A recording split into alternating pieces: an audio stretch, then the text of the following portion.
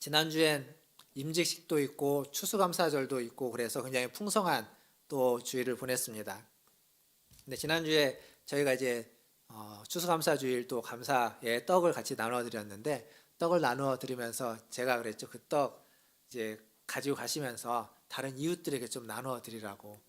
근데 이렇게 가만히 보니까 떡 하나 드리면서 그 하나를 남을 주라고 하니까 굉장히 서운하신 분도 계실 것 같아요.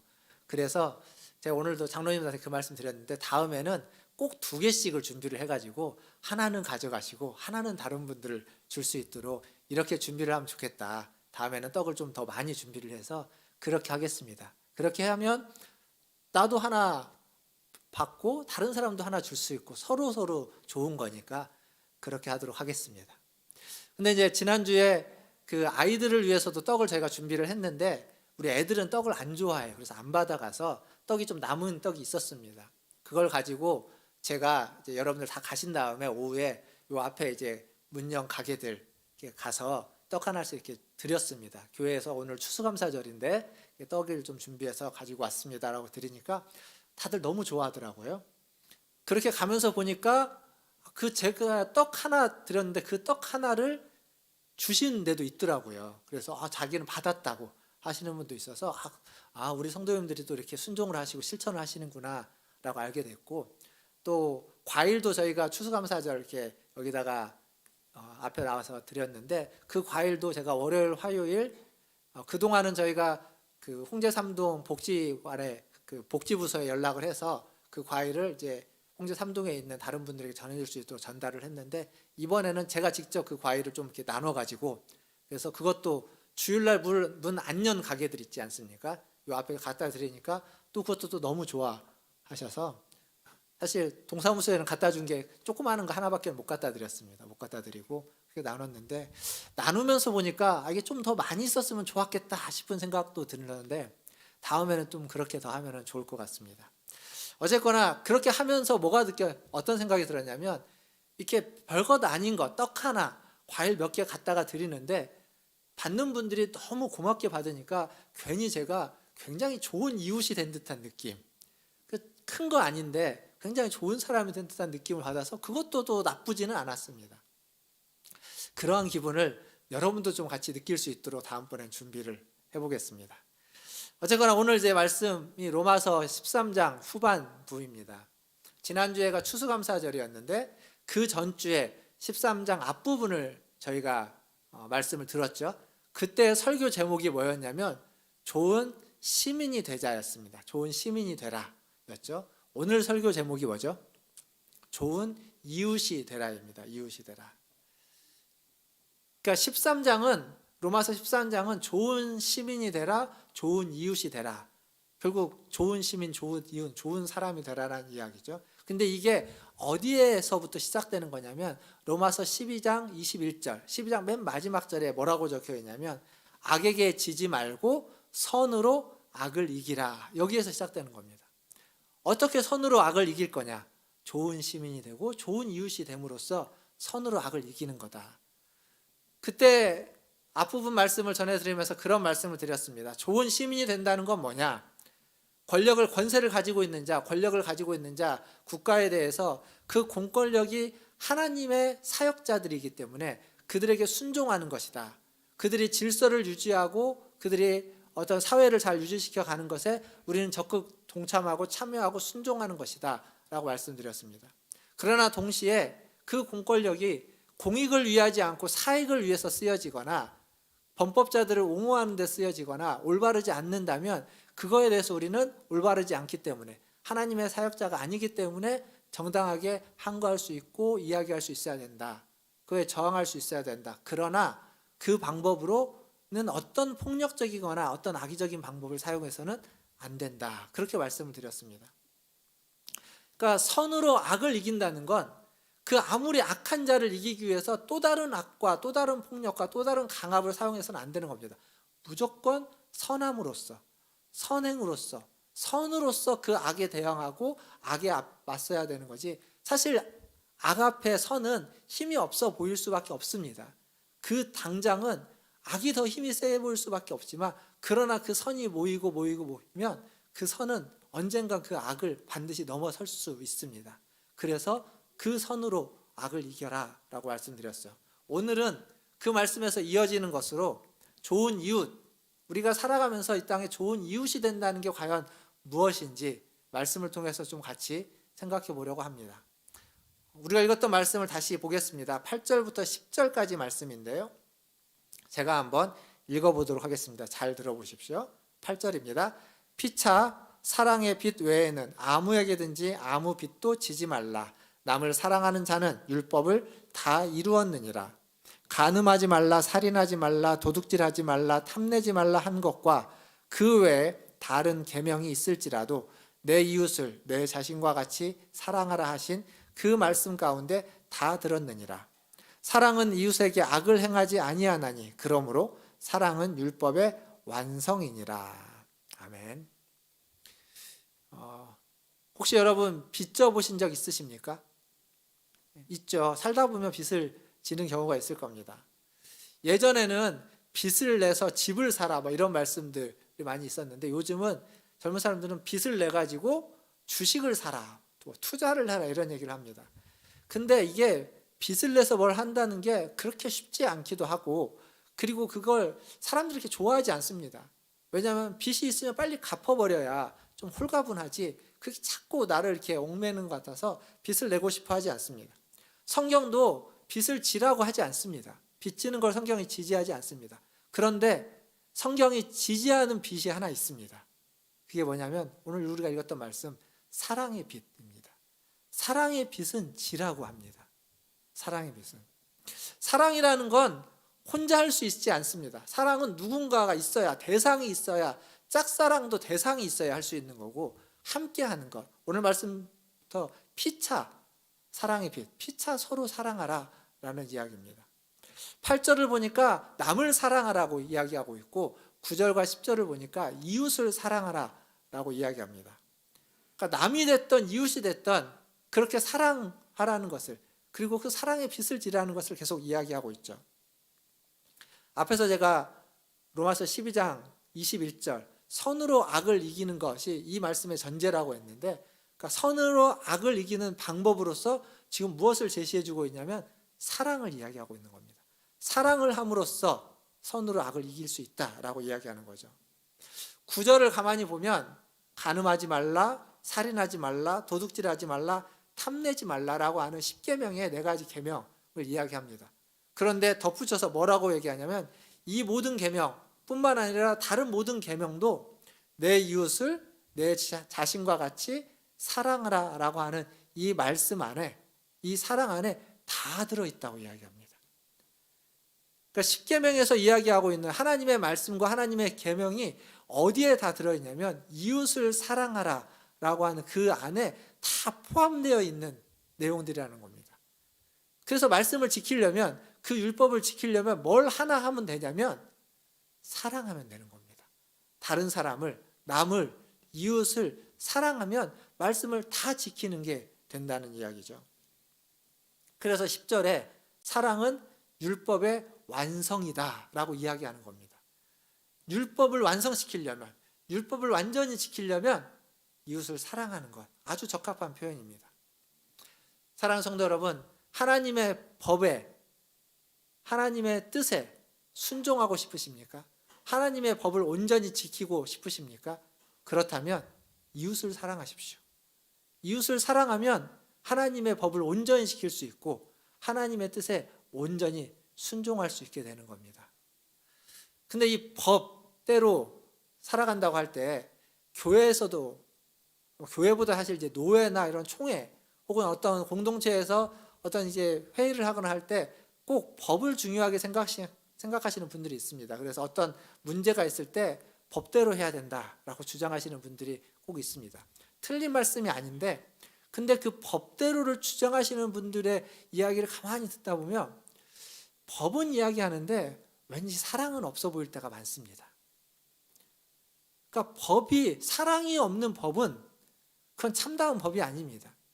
사랑을 배제하고 법을 이야기하고 있다면 그 법대로라는 말은 어떤 의미로 자기 마음대로인 경우가 굉장히 많습니다. 법은요, 진짜 법은, 참나온 법은 무엇으로 규결되고 무엇을 지향해야만 하냐면 사랑으로 규결되고 사랑을 지향해야만 합니다. 사랑이 빠진 법은 진정한 법일 수 없습니다. 근데 이것은 하나님의 법만이 아니라 사회의 법도 마찬가지입니다. 그 모든 법은 인간성, 인격, 사랑이라는 게 전제되어 있어야만 하는 겁니다. 사랑이 뭘까요? 사랑을 이렇게 이야기했는데 과연 사랑이 뭘까요? 여러분, 사랑하면 가장 떠오르는 게 뭡니까? 어떤 누군가를 좋아하는 그런 어떤 감정, 그러한 마음, 그런 애틋함. 이게 우리가 사랑하면 떠오르는 가장 기본적인 것일 겁니다. 그래서 사랑하면 감정이나 그런 애틋함이 가장 우선적으로 생각됩니다. 그래서 사랑하는 상대를 아프게 하지 말아야 되고, 그에게 고통을 주거나 상처를 주지 말아야 되고, 뭔가 이렇게 어떤 애틋하게 참 하는 이러한 것들이 사랑으로서 이야기되어지긴 하는데, 성경이 이야기하고 있는, 성경에서 말해주고 있는 사랑의 가장 중요한 건 그런 애틋한 감정이 아니라, 오늘 우리가 말씀에서 보면 악을 행하지 않는 겁니다. 악을 행하지 않는 것. 10절에 보니까 사랑은 이웃에게 악을 행하지 아니하나니, 악을 행하지 않는 것이 사랑의 굉장히 중요한 핵심입니다. 근데 여기에만 그렇게 이야기하느냐? 그렇지 않습니다. 사랑하면 고린도전서 13장이 사랑장으로 가장 유명하죠. 지지난주 수요일 날 저희 이제 장인 어르신인 강우중 목사님이 제주도에서 잠깐 그 목요일 날 검사도 세브란스에서 정기 검진도 있었고, 또 저희 어머님 생신도 있어서 잠깐 올라오셨습니다. 그래서 제가 수요일 날 수요 예배에 말씀을 좀 부탁드렸더니 흔쾌히 말씀을 해주셨는데, 그날 이제 예배에 참여하신 분들이나 혹은 그 카카오톡에서 말씀 묵상 방에서 이제 라이브로 들으신 분들은 알겠지만 사랑에 대해서 말씀을 하셨습니다. 근데 뭐라고 하셨냐면, 이 고린도전서 13장을 얘기하시면서 13장에 보니까 사람에게 능력이 있거나 믿음이 있거나 어떤 은사가 있거나 헌신이 있어도 사랑이 없으면 아무것도 아니다 라고 이제 시작을 하면서 이야기하는데, 이 13장의 4절, 5절, 6절, 7절 우리가 가장 잘 아는 이 내용을 쭉 읽으시고, 여기에서 가장 중요한 게 뭐냐라고 물어보시면서, 사랑은 한마디로 이야기하면 사랑은 참는 것이다. 잘 보십시오. 고린도전서 13장 4절이 어떻게 시작하냐면, 사랑은 오래 참고, 사랑은 온유하며, 시기하지 아니하며, 사랑은 자랑하지 아니하며, 교만하지 아니하며. 5절 보시면 이렇게 되어 있죠. 무례 행하지 아니하며, 자기의 유익을 구하지 아니하며, 성내지 아니하며, 악한 것을 생각하지 아니하며. 7절로 가시고, 모든 것을 참으며, 모든 것을 믿으며, 모든 것을 바라며, 모든 것을 견디느니라. 자, 모든 것을 참고 모든 것을 바라면서 견딘다. 그리고 시작을 사랑은 오래 참고라고 시작했는데, 시기하는 마음도 참는 것이고, 자랑하고자 하는 마음도 참는 것이고, 교만하고자 하는 마음도 참아내는 겁니다. 이게 사랑이라는 겁니다. 교만도 누르고, 시기심도 누르고, 자랑하고 싶은 것도 누르고, 견디고 인내하는 것. 그러니까 이 사랑장에서 얘기하고 있는 걸 한마디로 이야기하면, 사랑은 오래 참고 견디는 것, 모든 것을 참고 견디는 것이다 라고 이렇게 말씀하셨습니다. 근데 그렇게 생각합니다. 사랑은 정말 우리 안에 있는 악행, 악한 마음, 이걸 누르는 겁니다. 그게 사랑의 기본 핵심입니다.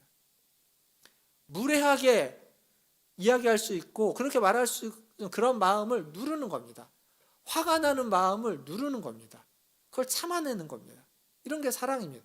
무엇인가를 막 잘해주는 것, 그거 이전에 우리 안에 있는 교만한 마음, 자랑하고 싶은 마음, 시기하는 마음, 질투하는 마음, 그런 것을 나타나지 않도록 참아내는 겁니다. 견디는 겁니다. 누르는 겁니다. 그게 사랑의 기본적인 모습입니다. 근데 이게 생각보다 어렵습니다. 여러분 생각해 보십시오. 지금 여기서 하지 말라고 오래 참는다, 뭐 참을 수 있다고 생각하지만 우리가 그렇게까지 오래 못 참습니다. 견디는 것 그렇게 잘 못 견딥니다. 자랑하고 싶은 게 많고, 시기심도 나고, 질투심도 나고, 성도 내고, 그런 거죠. 화도 나고 막 이런 겁니다. 그런 것들을 누르는 게 그렇게 쉽지 않습니다. 그러면 어떻게 이 모든 것들을 참고 바라면서 견딜 수 있을까요? 어떻게 하면 그게 가능할까요? 불가능하다면 말할 필요가 없겠죠. 성경은 그것이 가능하다고 이야기하는 겁니다. 그것은 어떻게 해서 가능하냐면 사랑이 빛이라는 생각을 가지면 가능합니다. 사랑의 빛을 지라고 지금 이야기했죠. 여러분 빛 져보신 적 있지 않습니까? 우리 빛을 지면 어떻습니까? 그 빛이 계속 날 따라다닙니다. 이게 자꾸 나를 올가면서 이걸 빨리 갚아버려야 홀가분하지, 안 갚으면 마음속에 계속 그게 있는 겁니다. 부담되는 거죠. 많이 빚지지 않았어도 빚진 사람, 내가 돈 빌린 사람 보면은 괜히 그 사람 앞에 있으면 자꾸 이렇게 고개 돌리고 싶고 딴 데 가고 싶고 안 마주치고 싶고, 빚을 갚아버리면 홀가분하게 편하게 볼 수 있는데 그게 있으면 자꾸 날 따라다니는 겁니다. 그게 부담스러운 겁니다. 그러니까 결국 뭐냐면 이 빚이라는 건 끊임없이 우리를 쫓아다니면서 끊임없이 우리를 얽매이게 되는 거죠. 빚을 갚을 때까지 그렇게 되는 겁니다. 그래서 참 빚이 무서운 겁니다. 근데 성경에 요한복음 4장을 한번 보시면, 요한 1서 4장 10절과 11절에 이런 말씀이 있습니다. 제가 읽어보겠습니다. 같이 한번 읽어볼까요? 10절과 11절 같이 읽겠습니다. 시작. 사랑은 여기 있으니 우리가 하나님을 사랑한 것이 아니요 하나님이 우리를 사랑하사 우리 죄를 속하기 위하여 화목제물로 그 아들을 보내셨음이라. 사랑하는 자들아, 하나님이 이같이 우리를 사랑하셨은즉 우리도 서로 사랑하는 것이,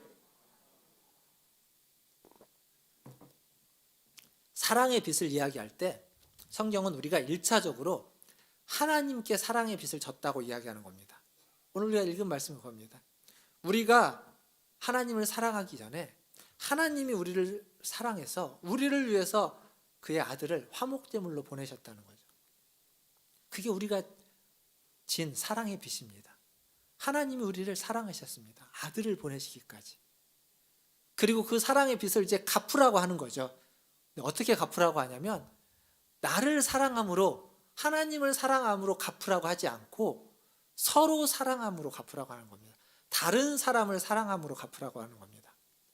빚에는 두 종류가 있습니다. 어떤 게 있냐면, 내가 어떤 사람을, 제가 여기 김수성 장로님에게 빚을 졌으면 장로님에게 돈을 빌린 겁니다. 그러면 이 빚을 갚아야 되죠. 누구에게 갚아야 될까요? 장로님께 갚아야 되는 겁니다. 빚에는 이런 종류의 빚이 있습니다. 근데 또 다른 빚이 있습니다. 장로님이 저에게 어떤 물건을 주면서, 어떤 돈을 주면서 그 돈과 그 물건을 여기 있는 성화자매에게 갖다 주라고 하는 겁니다. 근데 제가 안 갖다 주고 가지고 있으면 이게 빚진 겁니다. 누구한테 빚졌냐면 장로님에게 빚진 게 아니라 여기 이 물건의 원래 주인인 이분에게 빚진 겁니다. 성화자매에게 갖다 줄 때까지 갖다 줘야만 돼요. 빚에는 이 두 종류가 있습니다.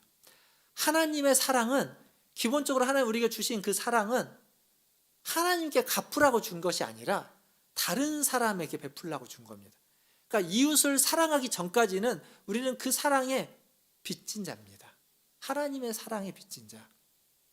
근데 이 사랑이요, 한 번 하나님 우리를 사랑하고 끝난 게 아닙니다. 하나님 우리를 한 번 사랑하고 끝내지 않았습니다. 끊임없이 하나님 우리를 사랑하십니다. 저희가 지금 로마서 말씀을 보고 있죠. 로마서는 1장부터 11장까지 하나님이 우리를 어떻게 사랑했는지, 복음으로 하나님 우리를 어떻게 사랑했는지를 끊임없이 이야기해 줬습니다. 그리고 12장부터는 그 사랑을 받은 자답게 살아가라는 겁니다. 하나님 앞에 영적인 예배를 드리면서 산 제물이 되어서 바르게 살아가라고, 13장에는 아예 좋은 시민이 되고 좋은 이웃이 되라고 이야기하는 거죠. 근데 이 하나님 우리를 사랑하신 그 사랑이 어떤 사랑인지를 로마서 안에 많이 이야기하고 있는데 5장 6절과 8절을 제가 한번 읽어보겠습니다. 5장 6절에 우리가 아직 연약할 때 기약대로 그리스도께서 경건하지 않은 자를 위하여 죽으셨도다. 우리가 연약할 때 우리를 위해서 죽으심으로 우리를 사랑했습니다. 8절을 보시면 우리가 아직 죄인 되었을 때 그리스도께서 우리를 위하여 죽으심으로 하나님께서 우리에 대한 자기의 사랑을 확증하셨느니라. 우리가 죄인 되었을 때 우리를 사랑하심으로, 죽으심으로 우리에 대한 사랑을 확증하셨다라고 또 이야기해 줍니다. 여기만 이야기하는 게 아닙니다. 로마서 8장에 가보면 아주 많은 부분 그거에 대해서 이야기합니다. 자, 8장 가보면 제가 35절하고 38절, 9절 이렇게 읽어보겠습니다. 35절인데 누가 우리를 그리스도의 사랑에서 끊으리요? 환난이나 공고나 박해나 기근이나 적신이나 위험이나 칼이라. 어떤 환난도 어떤 칼도 어떤 위험도 하나님의 사랑에서 끊을 수 없다는 겁니다. 하나님의 사랑이 한 번 우리에게 와서 오고 사라진 게 아니라 끊임없이 그 사랑과 우리는 연결되어 있기 때문에 그 어떤 것도 그 사랑을 끊을 수 없다라고 이야기합니다. 8장 38절과 39절에 가보면 내가 확신하노니 사망이나 생명이나 천사들이나 권세자들이나 현재일이나 장래일이나 능력이나 그리고 높음이나 깊음이나 다른 어떤 피조물이라도 우리를 우리 주 그리스도 예수 안에 있는 하나님의 사랑에서 절대 끊을 수 없느니라. 끊어지지 않는다는 겁니다. 그러니까 우리가 하나님께 사랑의 빚을 졌습니다. 근데 이 사랑의 빚이 한 번 진 빚이 아닙니다. 계속 우리는 이 사랑의 빚을 지고 있는 겁니다. 끊어지지 않는 겁니다. 이 사랑의 빚이. 계속 그 사랑이 우리에게 주어지고 오늘도 우리는 그 사랑을 받았고 지난주 한 주간도 그 사랑을 받았기에 우리가 살아왔고 그리고 앞으로 살아갈 한 주간도 우리는 그 사랑을 받으면서 살아갈 겁니다. 그 사랑의 빚을 갚아야 되는 거죠. 어떻게 해요? 하나님을 사랑하면서 갚으라고 하지 않고 다른 사람을 사랑함으로써 남을 사랑하고 이웃을 사랑함으로써 그 사랑의 빚을 갚으라는 겁니다. 그래서 남을 사랑하고 이웃을 사랑하는 것도 한 번으로 끝낼 수 없는 겁니다. 내가 한 번 남을 거하게 사랑했다고 끝나지 않는 겁니다. 왜냐하면 하나님의 사랑이 계속 내게 부어지니까 계속 사랑의 빚을 우리는 지고 있는 겁니다. 그 빚을 어떻게 갚을까요? 계속 사랑함으로 갚은 겁니다. 계속 사랑함으로. 그 어제 신앙 세미나 부림교회에서 하고 있는 우리 노예 CE에서 했던 준비한 신앙 세미나를 어제 제가 참석을 했는데 그 이제 목사님이 그 김광석 목사님이라는 분이 이제 하신 말씀이 얘기를 하면 되게 좀 길긴 한데 일부 예배 때 안 했는데 짧게만 좀 해보면 그 목사님이 이제 교회를 개척해서 얼마 안 됐는데 교회에 되게 어려운 사람들이 많이 왔답니다. 근데 한 번은 한 청년이 왔는데 그 청년이 되게 큰 교회에서 또 벤처에서 나라에 지원받아서 사업도 크게 했는데 그게 다 쫄딱 망했답니다.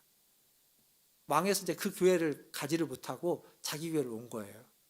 목사님이 왜 우리 교회는 그런 분들만 오는지 모르겠다고 하면서 왔는데 딱 만났는데 그 청년을 이야기를 하는데 이 청년을 가만히 두면 안 될 것 같더랍니다.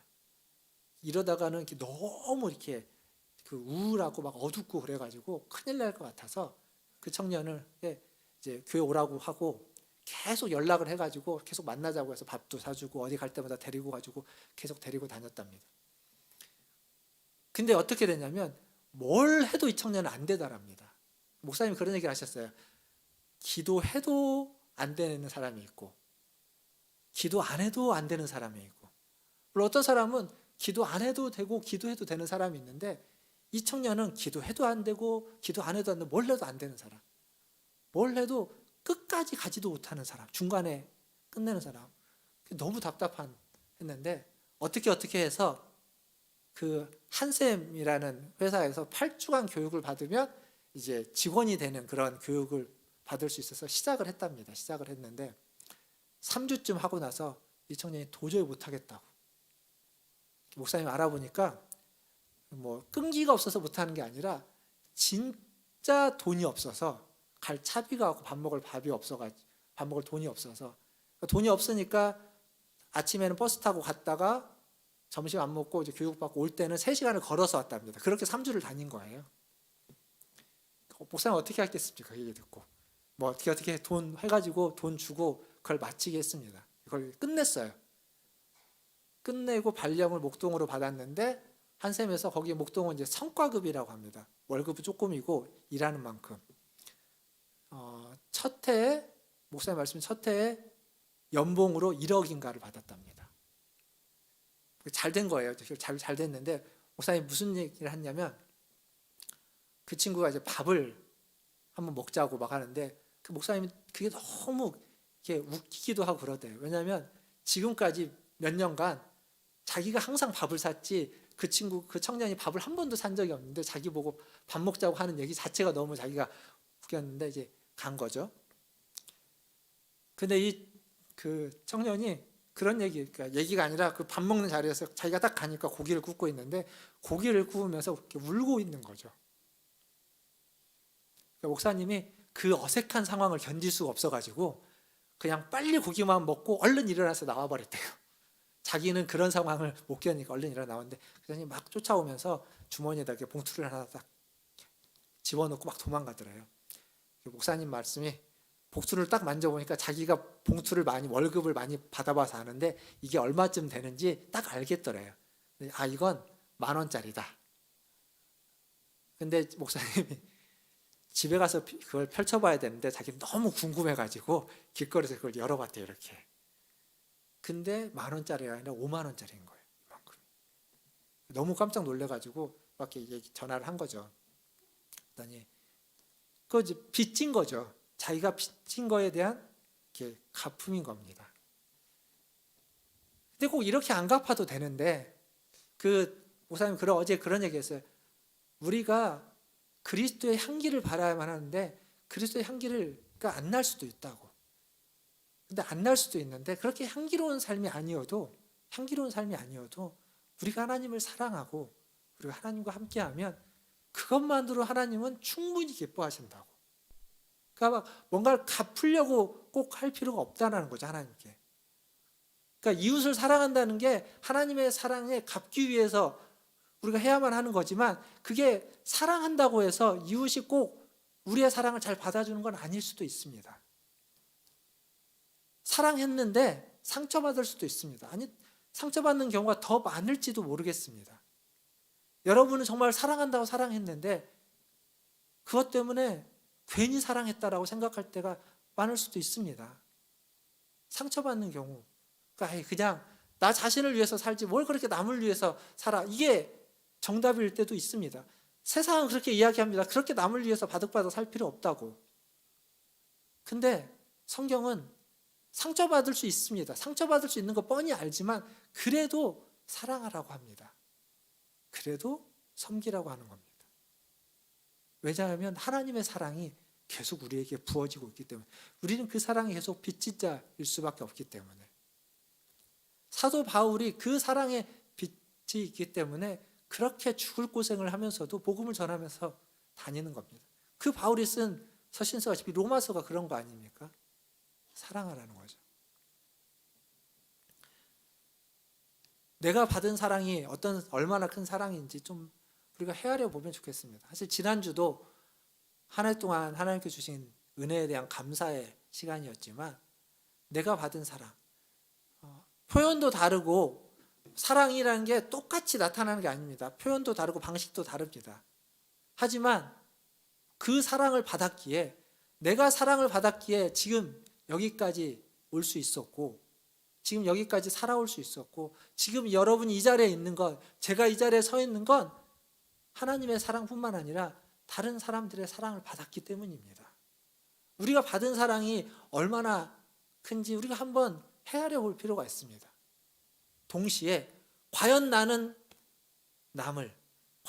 다른 사람을 얼마나 사랑하고 있는지 그것도 헤아려 보십시오. 두 개를 비교해 보십시오. 내가 받은 사랑이 큰지 내가 베푼 사랑이 큰지. 내가 베푼 사랑이 크다면 잘하셨습니다. 여러분은 충성된 종으로 하나님께 인정받을 겁니다. 그러나 여러분이 받은 사랑이 크다면 여러분은 아직도 빚이 많은 채무자입니다. 사랑의 빚. 그 채무를 좀 덜어내시기를 바라겠습니다.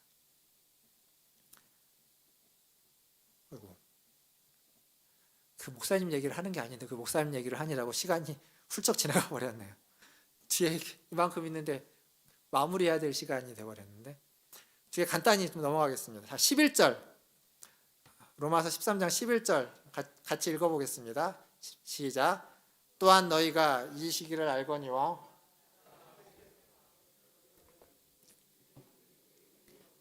처음 믿을 때보다 가까웠음이라. 여러분의 신앙생활이 언제 처음 시작됐는지 모르겠지만 중요한 건 그때보다 지금 여러분은 구원에 가까이 왔습니다. 분명히 그렇습니다. 여러분의 신앙생활이 언제 시작됐는지 우리가 정확히 나도 모르고 남도 모르고 아무도 몰라도 한 가지 확실한 건 그때보다 지금 우리는 하나님께 더 가까이 와 있고, 그때보다 지금 우리는 하늘나라에 더 가까이 와 있고, 그때보다 지금 우리는 더 구원에 가까이 왔다라는 사실입니다. 물론 현실은 그때보다 지금이 더 어려울 수 있고, 세상은 그때보다 더 믿음을 지키기 어려운 그런 더 깜깜한 암담한 현실이 우리 앞에 닥쳤을지도 모릅니다. 그리고 지금이 좀 신앙생활을 하기에 예전보다 더 어려운 때인 것은 분명합니다. 그런데 우리가 잘 아는 것처럼 밤이 깊으면 깊을수록, 어두움이 짙어지면 짙어질수록 새벽이 가까이 온 겁니다. 곧 날이 밝을 겁니다. 똑같은 얘기입니다. 지금 우리가 어둡고 힘들고 힘들다면 그건 곧 새벽에, 아침에 가까이 왔다라는 증표이기도 합니다. 그러니까 견뎌내고 버텨낼 수 있어야만 하는 겁니다. 그래서 오늘 바울은 뭐라고 말하냐면, 그러니까 너희는 빛의 옷을 입어라, 그리스도의 옷을 입어라 라고 하는 겁니다. 13장 14절 마지막에 보니까 오직 주 예수 그리스도로 옷 입고 정욕을 위하여 육신의 일을 도모하지 말라. 옷은 그 사람의 신분입니다. 그 사람의 역할과 신분을 말해줍니다. 로마 시대는 특히나 더 그랬습니다. 지금은 옷이 신분까지 이야기하지는 않죠. 하지만 옷이 말해주는 건 굉장히 많습니다. 어떤 옷을 입었느냐에 따라서 우리가 하는 행동이나 이런 것들도 좀 달라지기도 합니다. 그리스도로 옷 입었다. 그리스도로 옷을 입었다는 건 그리스도의 보호하심과 그리스도의 권세가 우리에게 주어졌다는 겁니다. 그리스도의 권세가 우리에게 주어졌다. 이 어마어마한 이야기입니다. 그걸 가지고 뭘 할 거냐? 그걸 가지고 이웃을 사랑하라 라고 지금 이야기하는 겁니다. 좋은 이웃이 되라 라고 말해주고 있는 겁니다. 끊임없이 우리에게 유혹은 있습니다. 13절에 보니까 방탕함, 술취함, 음란, 호색, 다툼, 시기, 이런 유혹들이 끊임없이 우리에게 있습니다. 이 싸움을 싸워야 됩니다. 그리스도의 옷을 입고 그리스도의 보호하심 가운데서 그리스도의 권세를 사용해서 이것들과 우리는 끊임없이 싸워야만 합니다. 그리고 그 옷을 입고 이웃을 사랑해야만 하는 겁니다. 사실 우리가 방금 읽었던 이 로마서 이 부분이 굉장히 유명한 구절인데, 누구 때문에 유명하냐면 그 서양의 역사에서, 서양사에서 중요한 인물 중에 어거스틴이라는 인물이 있습니다. 이 어거스틴은 기독교에서도 굉장히 중요한 인물이지만 서양 철학이나 사상가에서도 아주 중요한 인물입니다. 근데 이 어거스틴에게 그를 변화시켰던 말씀 구절이 방금 우리가 읽었던 이 구절입니다. 로마서 13장의 13절과 14절 특히. 이 어거스틴은 원래 마니교라는 종교에 심취해 있었는데, 마니교라는 종교에 심취해 있다가 거기에서 굉장히 좀 타락한 삶을 살고 있었습니다. 그러다가 어느 날 그의 인생을 변화시키는 말씀을 만나게 됩니다. 갑자기 소리가 들려오는 거죠. 톨레레게라는 소리가 들려옵니다. 그게 뭐냐면 책을 펴서 읽어라, 책을 들고 펴서 읽어라 라는 얘기입니다. 그래서 그의 주변에 있는 책, 성경책을 이렇게 펼쳐서 책을 읽었는데 거기에 이 말씀이 있는 겁니다. 이 말씀을 읽고 그의 인생이 바뀝니다. 그가 고민하고 그가 타락했던 모든 것들을 다 벗어놓고 이제 그리스도의 사람으로 거듭나게 되는 경험을 하고, 그는 히포의 주교까지 됩니다. 아주 뛰어난 사람이 되는 거죠. 근데 그가 어떻게 죽냐면 전쟁이 일어나고 그 반달족이라고 하는 전쟁의 침공 때문에 수많은 피난민들이 생겼을 때 그 피난민들을 도우러 갑니다. 그 피난민들을 간호하다가 거기에서 열병에 걸려서 죽게 됩니다. 그렇게 뛰어난 사상가고 철학가고 그 피난민들을 도와주다 갑니다. 왜 그렇게 마지막을 살았을까요? 빚진 자라는 걸 알았기 때문입니다. 사랑의 빛, 하나님의 은혜로서 그가 구원받은 그 사랑의 빛을 알았기에 그렇게 살고 가는 겁니다. 그 피난민들이 다 믿는 사람이었을까요? 그 피난민들이 그가 돌보는 것들을 다 흔쾌히 좋아했을까요? 그렇지 않습니다. 그러나 그렇게 산 겁니다. 말씀을 맺으면서 이 말씀은 꼭 같이 읽어야 돼서 시간이 좀 지났음에도 읽겠습니다. 예레미야서 29장 4절부터 7절입니다. 예레미야서 29장 4절부터 7절 말씀인데 저랑 한 절씩 교독하면서 읽어보도록 하겠습니다. 자, 4절 제가 먼저 읽겠습니다. 만군의 여호와 이스라엘의 하나님께서 예루살렘에서 바벨론으로 사로잡혀 가게 한 모든 포로에게 이와 같이 말씀하시니라. 너희는 집을 짓고 거기에 살며 텃밭을 만들고 그 열매를 먹으라. 아내를 맞이하여 자녀를 낳으며 너희 아들이 아내를 맞이하며 너희 딸이 남편을 맞아 그들로 자녀를 낳게 하여 너희가 거기에서 번성하고 줄어들지 아니하게 하라. 너희는 내가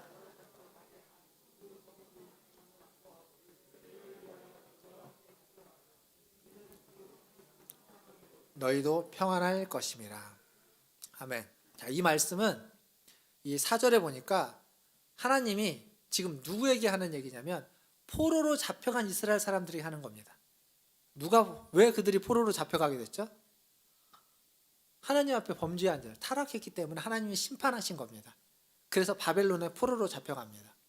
바벨론에 포로로 잡혀간 그 바벨론을 가보니까 그 도시가, 그 성읍은 타락한 곳입니다.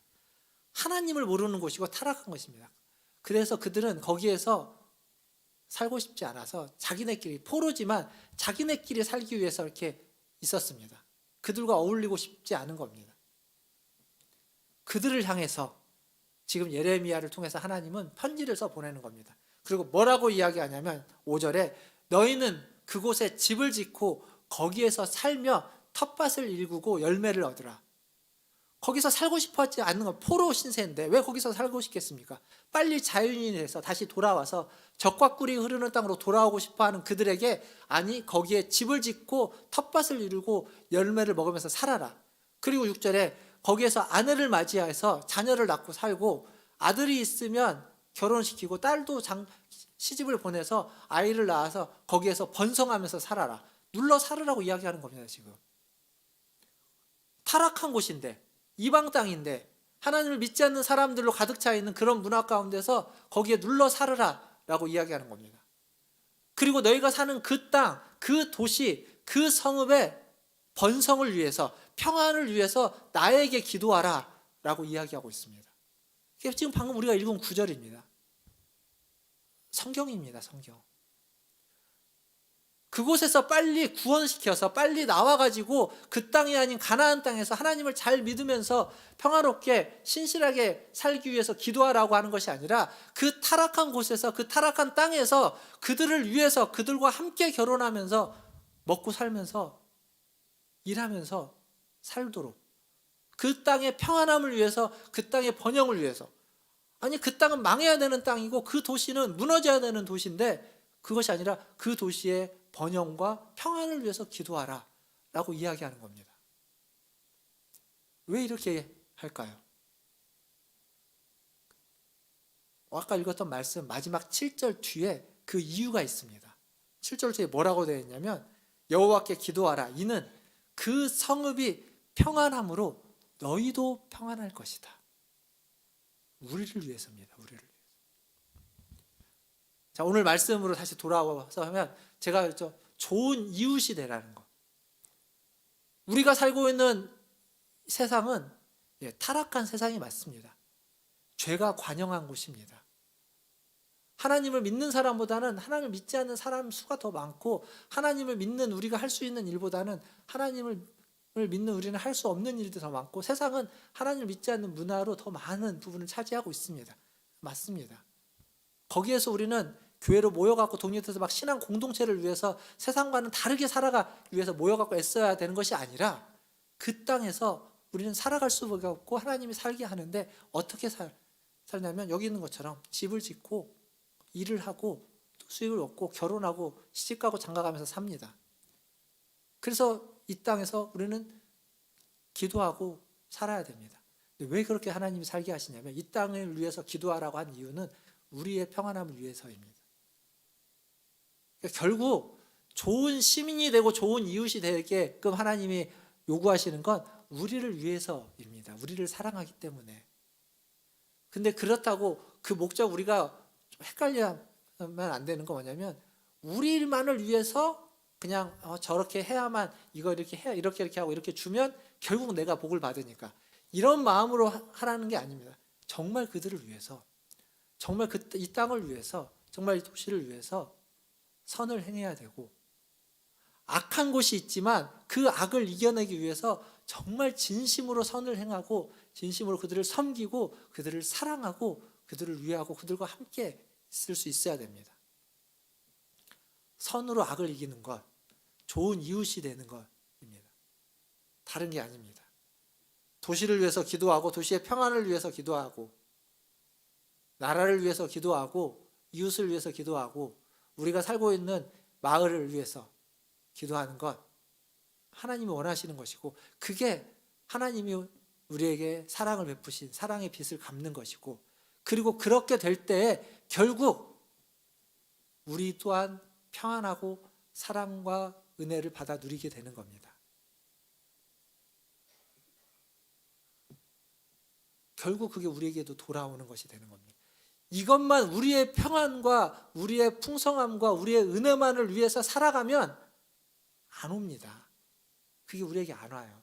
그러나 다른 사람을 진심으로 사랑하고 다른 사람을 진심으로 위하고 다른 사람을 진심으로 그들의 평안을 위해서 기도하고 섬기면 그 섬김이 결국 우리에게 고스란히 그렇게 돌아오게 될 것입니다. 사랑하는 성도 여러분, 좋은 시민이 되십시오. 그리고 좋은 이웃이 되십시오.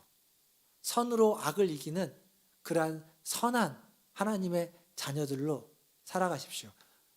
구분하지 말고 다른 사람을 사랑하고 섬기는데 차별하지 말고 구분하지 말고 모든 사람을 향해서 성경에 있는 표현대로 남을 향해서 이웃을 향해서 사랑하고 섬기는 그래서 하나님의 말씀을 온전히 이루어내시는 저와 여러분 다 되기를 주님의 이름으로 축원드립니다.